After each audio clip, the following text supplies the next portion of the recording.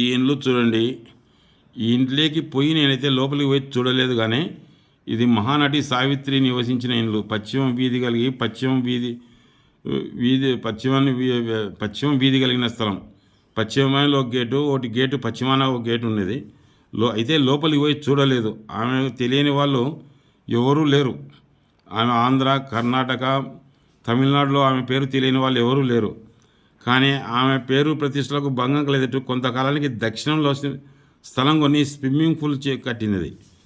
అప్పటి నుంచి ఆమెకి ఇబ్బందులు ఎదురైనాయి. ఫ్రెండ్స్, ఈ ఇల్లు చూడండి, మహానటి సావిత్రి గారిది.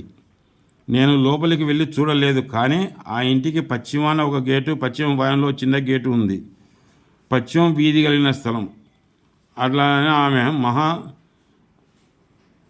ఆమె మహానటిగా పెద్ద పేరు వచ్చి తెరిచి తిరుగులేని నటిగా సావిత్రి గారు వెలుగొందారు. ఆమె పేరు, కీర్తి ప్రతిష్టలు, డబ్బు, నటనలో ఆమె సాటి.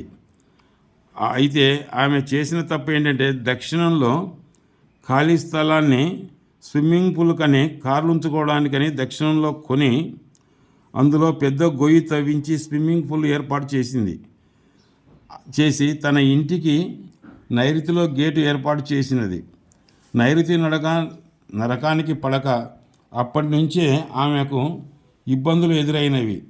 ఎప్పుడైతే దక్షిణంలో స్థలం కొనిందో ఆమె నివసించే ఇల్లు నిండా వాయువంలోకి వచ్చింది.